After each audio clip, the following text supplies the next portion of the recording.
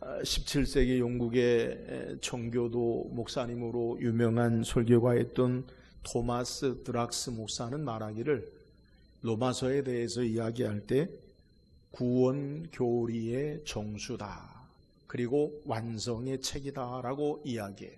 그러니까 로마서는 우리가 어떻게 하나님께로 예수 그리스도로 말미암아 구원받았는지 이 가장 본질적인 내용의 핵심이자 완성을 로마서를 통해서 우리가 알 수 있다라고 그렇게 이야기해요. 저는 로마서, 이제 오늘부터 로마서를 통해서 주일날 절기를 빼고 하나님이 우리에게 주시는 말씀을 함께 묵상하기를 원해요. 로마서를 여러 성경의 각 권 가운데 여러분과 함께 나누기 원하는 것은 로마서가 우리에게 우리가 어떤 존재인지, 또 우리가 어떻게 구원받았는지, 성경 전체를 통해 하나님의 의, 구원의 복음의 역사가 무엇인지를 가장 논리적으로 체계적으로 우리에게 말씀하는데요. 또 더불어 로마서 후반서의 후반에 가면 우리가 하나님의 백성으로 예수 그리스도를 믿는 자로 어떻게 신앙하고 살아야 하는가에 대해서 우리에게 소개하고 있는 책이기 때문에 그런 거예요. 로마서는 수많은 믿음의 사람들에게 많은 영향을 끼쳤어요.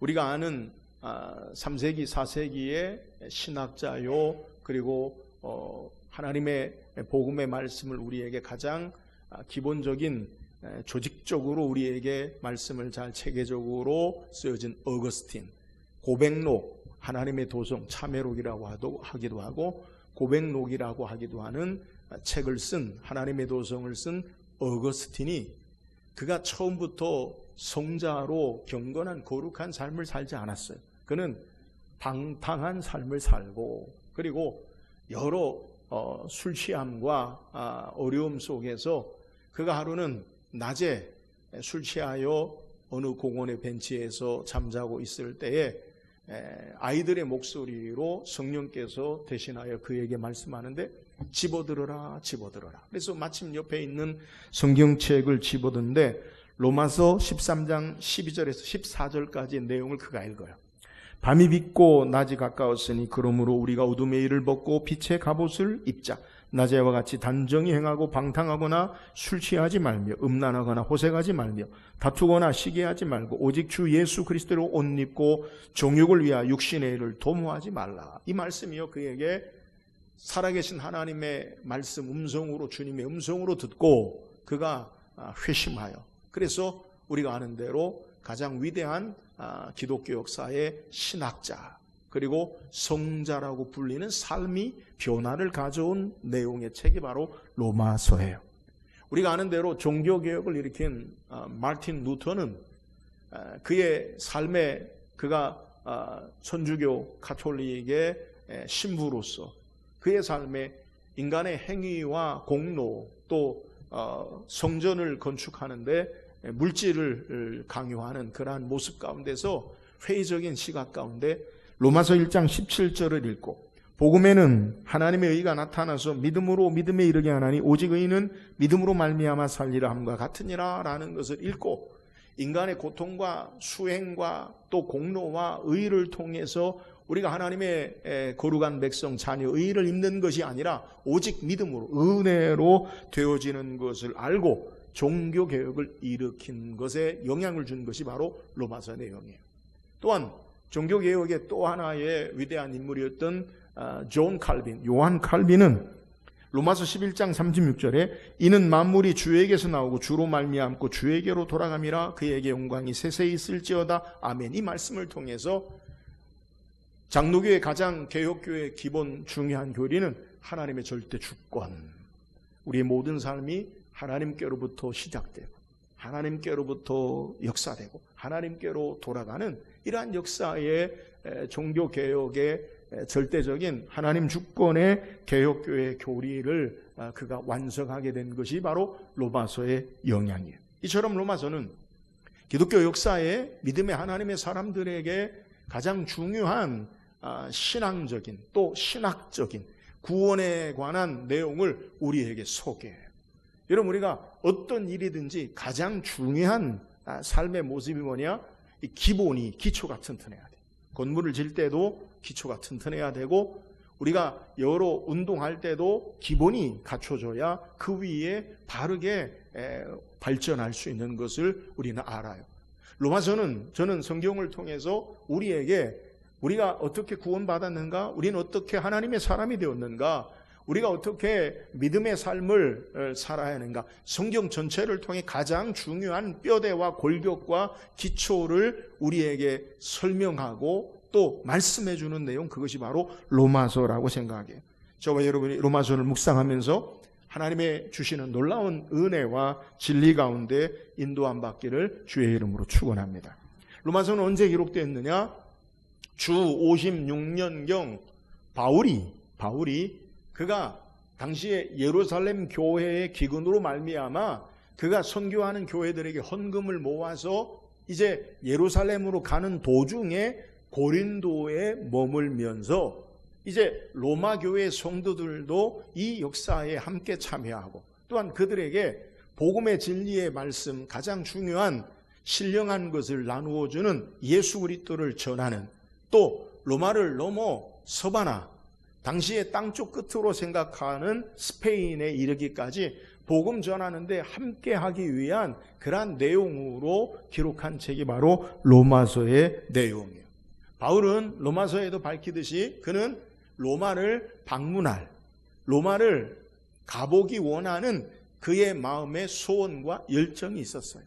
당시 세계의 중심이 로마이기 때문에 모든 길은 로마로 통한다고 로마를 통해서 복음의 진리가 온 세계 땅끝까지 선포되기를 원하는 그의 마음을 통해서 그는 로마에 있는 성도들에게 만나기 전에 먼저 편지를 통해 그들에게 주의 복음의 진리의 말씀, 또 하나님의 자녀되음의 구원의 역사가 무엇인지에 대해서 편지로 그들에게 기록하고 있는 내용이에요. 자, 로마 교회는 그러면 어떻게 시작되었는가? 가톨릭에서는 사도행전 10장에 베드로가 로마의 군대의 백부장이었던 고넬료를 통해서 그와 온 가족의 세례를 주고, 그 고넬료가 본국으로 귀환해서 로마에 귀환해서 이 로마 교회가 세워졌다. 또 로마 교회는 바울에 의해서 세워졌다라고 하는데 성경적인 근거로 타당한 것으로 뒷받침하지 못해요. 그러면 로마 교회는 바울이 편지하기도 전에 로마에 있는 성도들에게 편지하고 있는 내용인데, 그러면 로마 교회는 어떻게 세워졌느냐? 사도행전 2장에 보면 오순절 성령 강림의 사건으로 말미암아 각 사람이 여러 세계 도처에서 예루살렘에 모였던 오순절 그 절기에 각 사람이 하나님의 위대한 큰 일을 각 사람의 말로 방언, 각 사람의 언어로 이야기한 내용을 소개해요.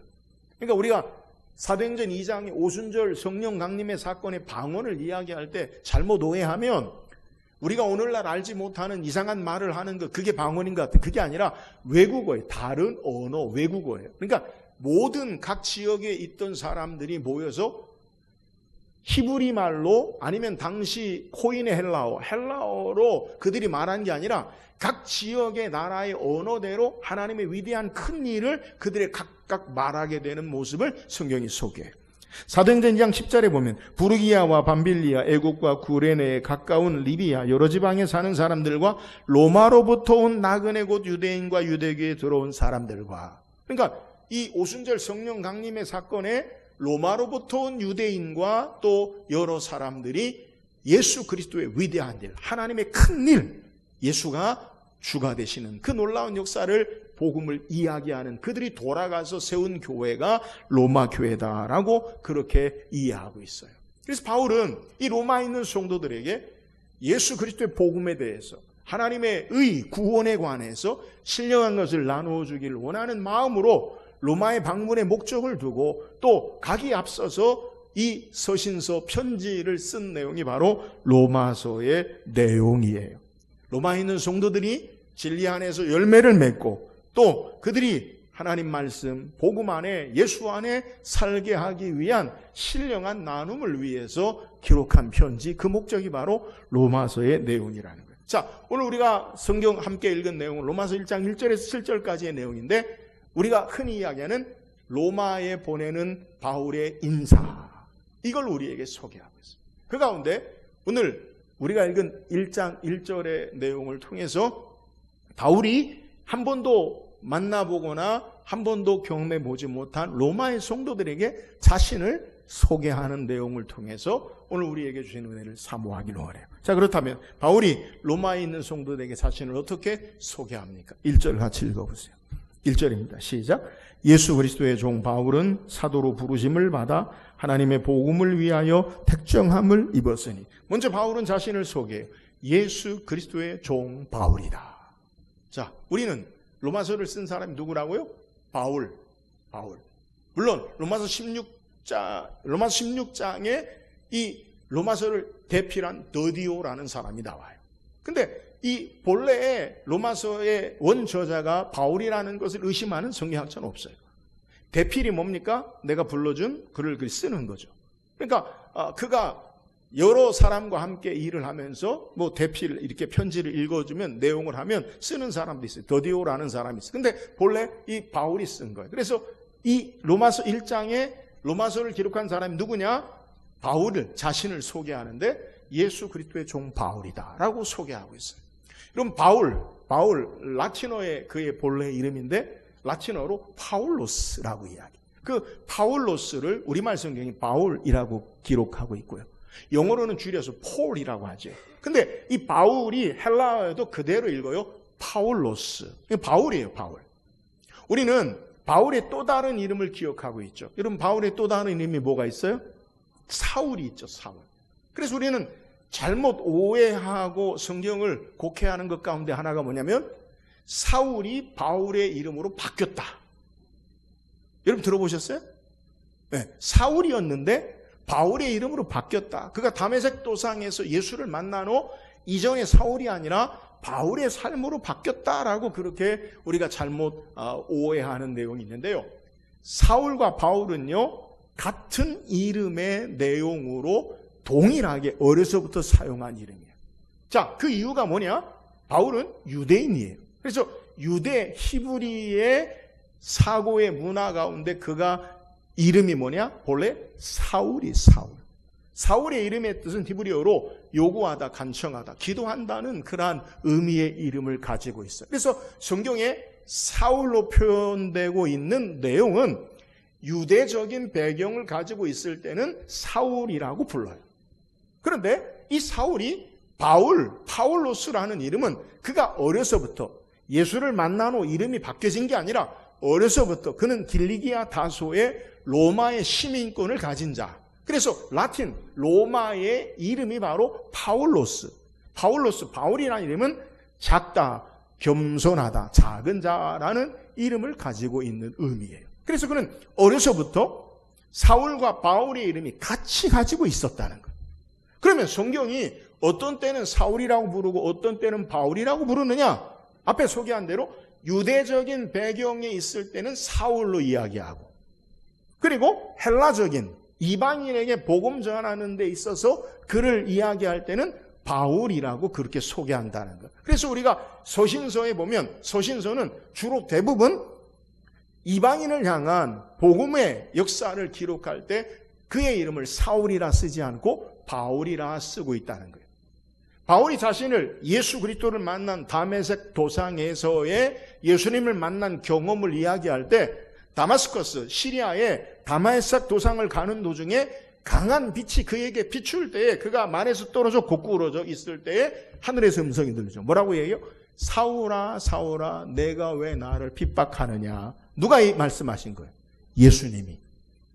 유대적인 배경에서 사울아 사울아 그렇게 말한 거예요. 그래서 그 이후에 내가 유대인 이방인을 향한 그릇으로 너를 사용하겠다라고 해서 사도행전에 이방인을 향해 나아갈 때 그의 이름이 바울로 우리에게 표현되니까 사울이 이름이 바뀌어서 바울이다라고 잘못 오해하는데 그게 아니라 어렸을 때부터 사울과 바울이 같이 있다. 이름이. 근데 유대적인 배경에서는 사울이라 부르고, 그리고 헬라적인 이방인에게 자신을 소개할 때는 바울이라고 부른다라는 것을 우리가 기억해야 돼요. 그래서 사도행전 13장 9절에 바울이라 하는 사울이라고 소개해요. 그러니까 바울과 사울이 어떤 때는 바울이고 어떤 때는 사울이냐, 변화되어서 이름이 바뀌었다, 그런 의미가 아니라 동일하게 바울과 사울이 있다라는 것을 우리는 기억할 필요가 있어요. 자, 바울이 자신을 로마에 있는 성도들에게 소개하는 거예요. 그래서 바울이라고 해요. 물론 로마에 있는 성도들 가운데 유대적인 배경을 가지고 있기도 하지만 로마는 지리적으로 이방에 속한 그러한 곳이요, 바울 자신도 로마의 시민권을 가지고 있기 때문에 로마에 있는 성도들에게 자신을 바울로 소개하고 있는 내용이에요. 자, 바울이 자신을 어떻게 소개합니까? 예수 그리스도의 종 바울이다라고 그렇게 소개해요. 우리는 흔히 인사할 때 저는 누굽니다 라고 이야기할 때 자신의 직업이나 자신의 가지고 있는 위치, 아니면 우리 여자 성도들은 누구누구 엄마입니다, 누구누구 부인입니다, 이렇게 이야기해요. 우리가 자신을 누구라고 소개할 때 좀 머뭇거릴 수 있는 것은 한 번도 내가 누구인지 나의 정체성에 대해서 그렇게 많이 심각하게 깊이 생각해 보지 않았다는 거예요. 그냥 내 이름이 나인 것처럼, 내 직업이 나인 것처럼, 불려지는 것이 나인 것처럼 그렇게 우리는 우리를 소개한다는 거예요. 자, 오늘 본문에 바울이 자신을 소개할 때 한 번도 만나보지 않았던 로마에 있는 성도들에게 자신을 소개하는데 뭐라고 소개하느냐? 예수 그리스도의 종이다라고 자신을 소개하고 있다는 거예요. 자, 예수 그리스도의 종이라는 의미가 뭐냐? 여기서 우리는 말씀을 통해서 한 세 가지를 살펴볼 건데, 가장 대표적으로는 내가 예수 그리스도의 종이라는 말은 그 말 가운데 두 가지 직접적인 의미를 가지고 있죠. 하나는 내 삶의 주인이 바로 예수님입니다. 또 하나는 나는 그 예수님이 주인 되시고 나는 그의 종입니다 라는 그러한 삶의 고백, 정체성을 드러내는 거예요. 바울이 자신이 로마에 있는 성도들에게 소개할 때, 여러분, 우리는 누구를 소개할 때 자신에 대한 약점을 드러내서 자신을 소개하기보다 적어도 일반적이거나 아니면 더 좋은 점으로 자신을 소개하기를 원해요. 바울은요, 자신을 뭐라고 이야기하느냐? 당당하게 예수 그리스도의 종 바울이라고 소개해요. 1세기에 로마에는 약 100만 명 정도의 인구가 살았다고 해요. 근데 그 가운데 30%에서 40%는 노예, 종이었고, 또 한 20%에 30%가 자유인이 있었고, 또 한 30%가 귀족 계급이 로마에 살고 있다라고 그렇게 이야기해요. 자, 우리는 바울이 자신을 소개할 때 예수 그리스도의 종이다라고 이야기할 때, 야, 종이라고 하면 하층 계급의 노예들의 모습을 생각하는데, 로마에 있는 종들은요, 하층 계급의 허드렛 일을 하는 그러한 집안일만 하는 종만 있는 것이 아니라, 로마가 세계를 정복하면서 각지의 왕족과 귀족들 가운데 똑똑한 사람들을 데려다가 종으로 자기 집안이나 또 여러 일을 보게 하고 행정을 보게 한 일들을 종으로 사용한 일이 많았다고 해요. 그래서 이 종 가운데 귀족의 집에 선생이나 아니면 의사나 아니면 사물을 보고 아니면 조언을 하는 그러한 많은 사람들도 종 가운데 있었다고 해요. 자, 그래서 이 종들에게 있어서 중요한 내용이 뭐냐? 누가 나의 주인인가?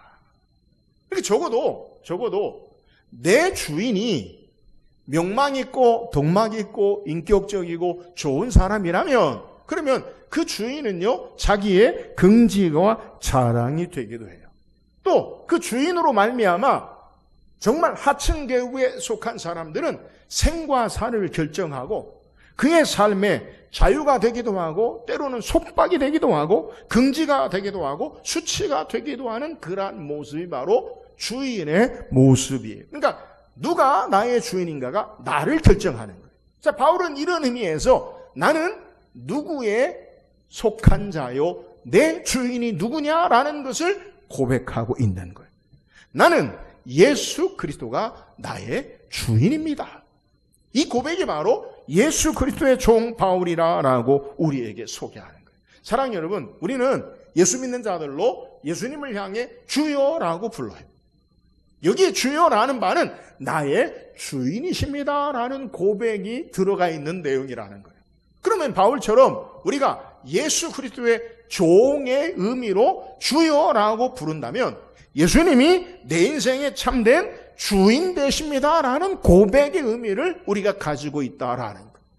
여러분, 예수님이 우리의 삶의 주가 되신다면 예수님으로 모든 생과 사와 삶에 결정되고 긍지와 자랑과 모든 것이 되어지는 것, 그분이 바로 나의 주가 되시는 예수님 되심을 우리에게 소개하는 거예요. 예수님 때문에 살고 예수님으로 살고 예수님으로 말미암아 모든 삶이 결정되고 예수님 때문에 기쁨과 소망과 긍지와 자랑이 있는 것, 이것이 바로 예수 그리스도의 종, 우리가 주여라고 부르는 같은 의미임을 우리에게 소개하고 있는 거예요. 사랑하는 여러분, 오늘 우리의 신앙의 고백 가운데 바울처럼 예수가 나의 주인이십니다, 예수 그리스도의 종, 아무개 누구로 고백한 은혜가 있기를 주의 이름으로 축원합니다. 제가 좋아하는 복음성 가운데 예수로 사네라는 찬양이 있어요. 예수로 사네, 이런 의미. 근데 그 가사 가운데 그 힘으로 서네, 예수와 가네, 그의 길로 걷네, 그 안에서 보내, 그 영광을 보내, 예수로, 예수의 삶으로 사네, 예수님으로 산다는 것. 이게 바로 예수 그리스도의 종 바울의 고백이, 우리의 고백이 되어져야 하는 거예요. 사랑하는 여러분, 오늘 예수님이 우리의 삶에 참된 주가 되심을 고백하고 바울처럼 예수 그리스도의 종으로 신앙하는 저와 여러분 되기를 주의 이름으로 축원합니다. 또한 예수가 나의 주가 되신다라는 고백, 예수 그리스도의 종이라는 고백은 나는 주님의 종입니다. 여러분, 종이라고 부르는 것, 여기에 있어서 우리는 예수의 종에 대해서는 거부감이 없어요. 그런데 바울의 살던 시대에 누구의 종입니다. 그건 결코 큰 자랑은 아니죠. 자유인이 되고 싶고 귀족이 되고 싶고 왕족이 되고 싶은 것, 이게 일반적이잖아요. 근데 바울은 세상적으로 자신을 높은 지위에 있는 것으로 말하는 것이 아니라 그리스도의 종으로 자신을 소개하고 있어요. 앞서 소개한 대로 로마 교회에 있는 성도들은 로마의 인구 분포가 30% 40%가 종이기 때문에 로마 교회 성도들도 그 종들이 함께 성도로서 신앙생활을 해요. 그러면 일반적인 귀족도 마찬가지, 자유인도 마찬가지, 종도 마찬가지, 종의 삶의 의미가 뭐냐? 종은 주인에게 매여 있는 자요. 다시 종이라는 그러한 의미를 들을 때 어떤 어감으로 고백하고 우리에게 소개하느냐? 나는 주인에게 속한 자, 주인에게 복종하고 순종하는 자의 의미를 우리에게 가지고 있는 거예요. 여러분, 종은 주인의 절대 소유가 돼요. 주인이 그를 마음대로 주장하고 종에게는 소유권이 없어요. 그래서 종에게 요구되는 모습이 뭐냐? 그것은요, 주인을 향한 복종과 순종의 자세를 요구하는 거예요. 물론 여기에는 강요된 복종을 당하는 종들도 있지만 좋은 주인을 만나면 자신을 기꺼이 그 주인을 위해 순종하고 복종하는 자들도 있는 것. 그러나 공통적인 종의 의미는 뭐냐? 내가 종이다, 누구 종이다 라고 하면 매여 있는 자요, 속한 자요, 순종하고 복종하는 삶을 사는 것을 우리에게 소개하는 거예요. 자, 오늘 본문에 바울이 자신을 예수 그리스도의 종으로 소개하는 의미가 뭡니까? 나는 예수님에게 복종하는 자요, 예수님에게 순종하는 사람이다 라는 것을 우리에게 소개하고 있는 내용. 우리가 신앙생활하면서 놓치는 것이 뭐냐? 우리는 말은 주여라고 부르고 주님이 나의 주인이십니다, 나는 주의 종입니다 라고 말은 하는데 실상을 들여다보면 주님이 주인이 아니고 내가 주인이고 내가 원하는 바를 이루고 돕는 자가 주님인 것처럼 주객이 전도되는 모습을 우리는 신앙생활하면서 우리의 삶 가운데 찾아볼 수 있는 내용이라는 거예요.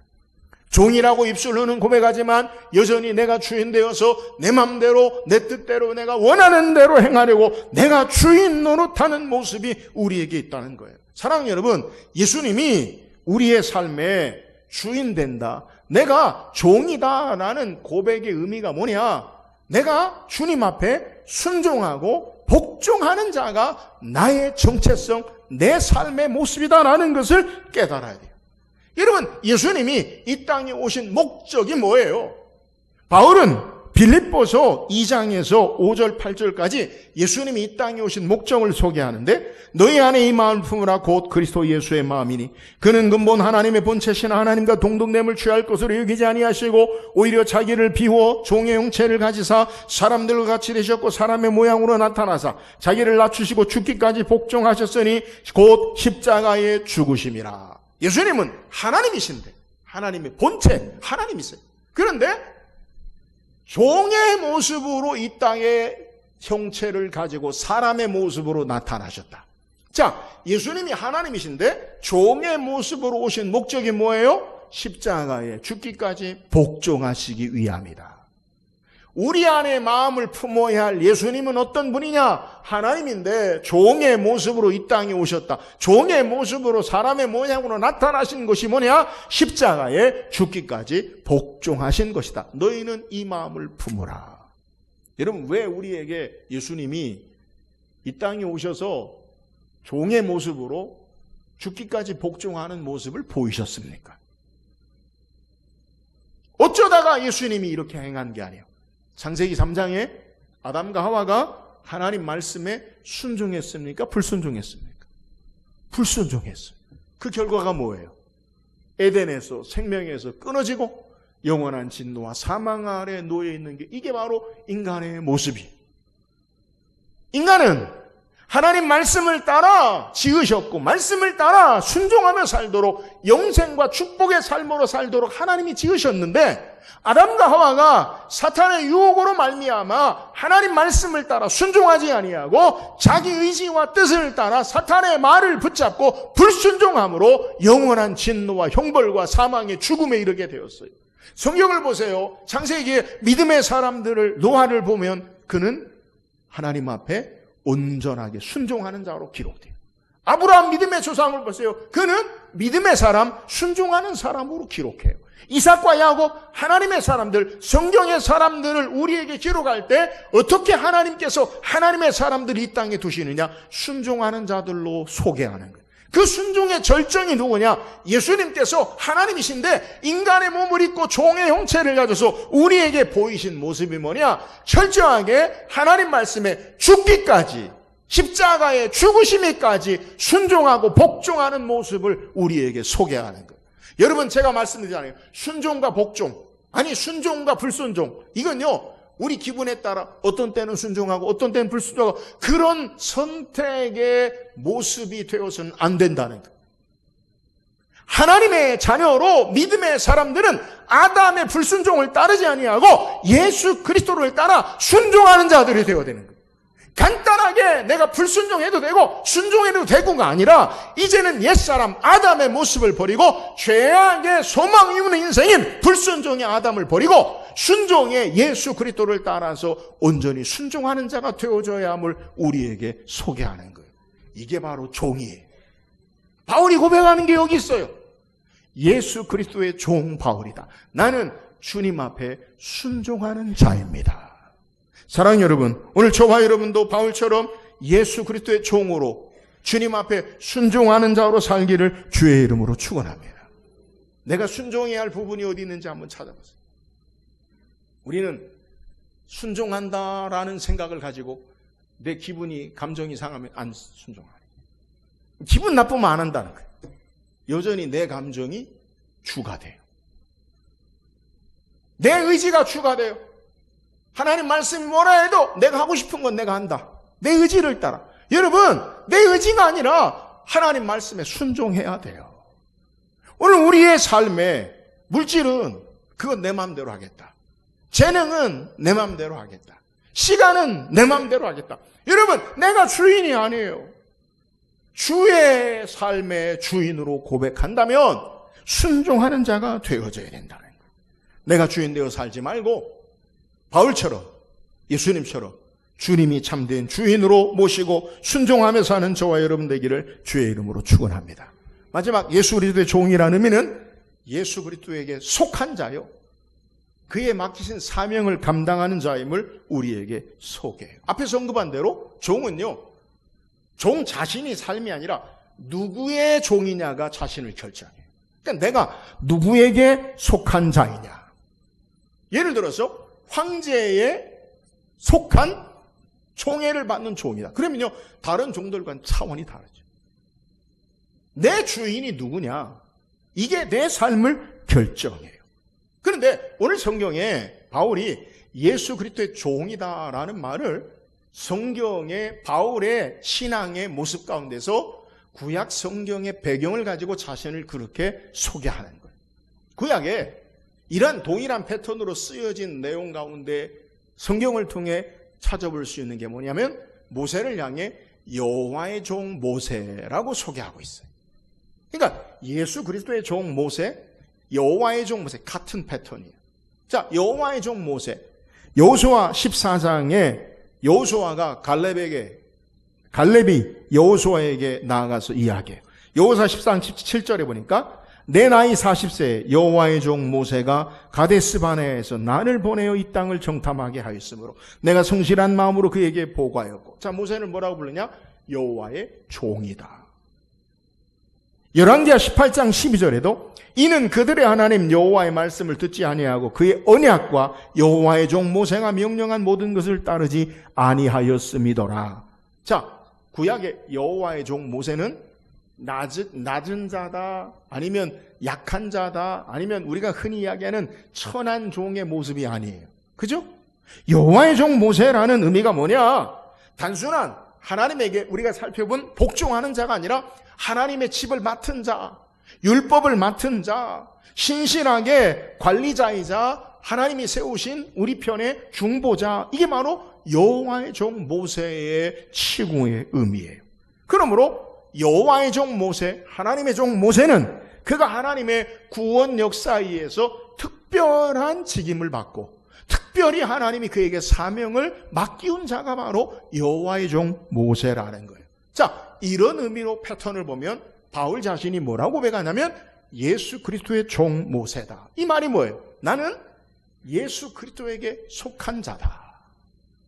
내가 하는 일은 예수 그리스도에게 받은 사명이다.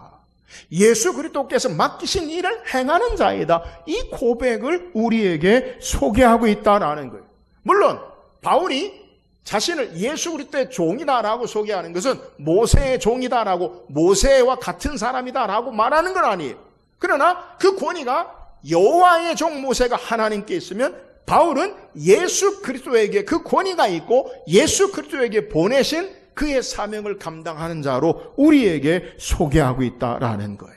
사랑하는 여러분, 오늘 예수 그리스도의 종 바울이라는 것은 예수님이 그에게 삶에 보호하시고 예수님이 그를 붙잡으시고 예수님이 그를 보내시고 예수님의 능력과 권위와 역사로 그와 함께함을 우리에게 고백하고 소개하고 있는 내용이라는 거예요.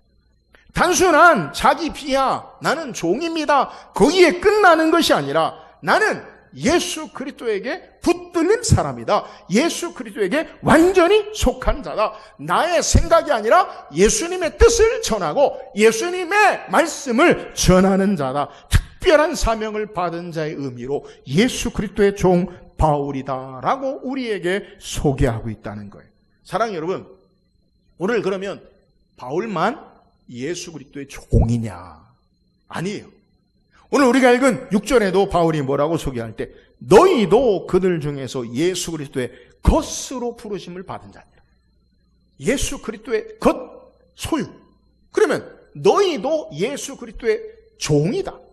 너희도 예수 그리스도의 것이다라고 소개하는 거예요. 로마서 14장 8절에도 우리가 살아도 주를 위하여 살고 죽어도 주를 위하여 죽나니 그러므로 사나 죽으나 우리가 주의 것이로다. 주의 것이, 주의 소유, 주의 종이에요. 이것을 고린도전서 7장 22절에 주 안에서 부르심을 받은 자는 종이라도 주께 속한 자유인이요 또 그와 같이 자유인으로 있을 때 부르심을 받은 자는 그리스도의 종이니라. 사랑하는 여러분, 저와 여러분도 바울처럼 그리스도의 것으로 그리스도의 종으로 사는 자임을 믿으시기를 주의 이름으로 축원합니다. 그렇다면 바울이 예수 그리스도의 것으로 주의 것으로 주님이 주인 되는 삶으로 이 땅에 보내심을 받고 주의 속한 자로 산다면 우리도 이 땅에 하나님께 속한 자, 예수 그리스도에 속한 자, 예수 그리스도가 우리에게 원하는 사명을 우리에게 맡기운 자임을 깨달아야 돼요. 여러분, 적어도 우리는 세상에 살지만 세상에 속한 자가 아니라 예수 그리스도에게 속한 자임을 믿으시기를 주의 이름으로 축원합니다. 예수 그리스도에 속하면 주께서 우리를 보호하시고 지키세요. 주의 것으로 책임지세요. 내가 주의 것이라는 것, 이 의미가 뭐냐? 주님이 나와 함께 하시고 주께서 우리의 삶 가운데 일하시고 역사하시고 주님이 우리를 지키시고 보호하심을 믿으시기를 주의 이름으로 축원합니다. 내가 누구의 것이냐? 내 것이 아니에요. 그래서 주께서 우리를 지키시고 보호하시고 주의 것으로 음부의 권세 사탄에 빼앗기지 아니하시고 우리와 함께 하시고 역사하세요. 다시 주의 것으로 우리는 주를 위해 우리의 인생의 삶, 우리의 시간과 물질과 재능과 우리의 삶을 주를 위해 사는 자가 돼야 돼요. 주의 것이라고 하면서 나를 위해 사는 자가 아니야. 주께서 맡기는 사명, 그리스도를 위해서 사는 자, 이것이 바로 예수 그리스도의 종 바울, 예수 그리스도의 종 저와 여러분의 삶의 모습임을 우리에게 소개하는 거예요. 사랑하는 여러분, 우리가 주님께 속한 자로 주께서 우리와 함께 하시고 주께서 우리를 보호하시고 지키시고 우리의 삶 가운데 역사하시고 또 우리가 주를 향한 맡기신 귀한 사명을 감당해야 하는 자로 알고 주의 종으로 사는 저와 여러분 되기를 주의 이름으로 축원합니다. 오늘 성경 우리에게 바울이 예수 그리스도의 종 바울이다라고 소개해요. 이 의미는 바울에게만 해당되는 것이 아니라 주님을 믿고 따르는 저와 여러분에게 해당되는 거예요. 예수 그리스도의 종 바울의 의미가 뭐예요? 예수님이 나의 주인이십니다. 우리의 삶의 모든 것 주님이 나의 주인됨을 고백하며 주 앞에 우리의 삶을 내어 맡겨드리고 이 주님과 함께 사는 저와 여러분 되기를 주의 이름으로 축원합니다. 예수 그리스도의 종 바울의 의미가 뭐예요? 나는 주님의 종입니다. 이 말이 뭐예요? 주님의 종이라는 것은 주님의 말씀에 주의 선한 역사하심 앞에 순종하고 복종하며 사는 자입니다. 첫사람 아담 불순종했어요. 마지막 아담 예수님은 순종했어요. 우리는 이제 아담을 따라 사는 자가 아니라 예수 그리스도를 따라 순종하며 사는 자예요. 주의 종으로 순종하며 사는 저와 여러분 되기를 주의 이름으로 축원합니다. 예수 그리스도의 종이라는 의미가 뭐예요? 나는 예수에게 속한 자예요. 주님이 나를 지키시고 보호하시고 함께 하시고 주께서 맡기신 주를 향한 삶을 사는 자임을 우리에게 소개하는 거예요. 날마다 주님과 함께 우리의 삶을 주의 역사를 위해 주의 선한 맡기신 사명을 위해 복음을 위해 사는 저와 여러분 되기를 주의 이름으로 축원합니다.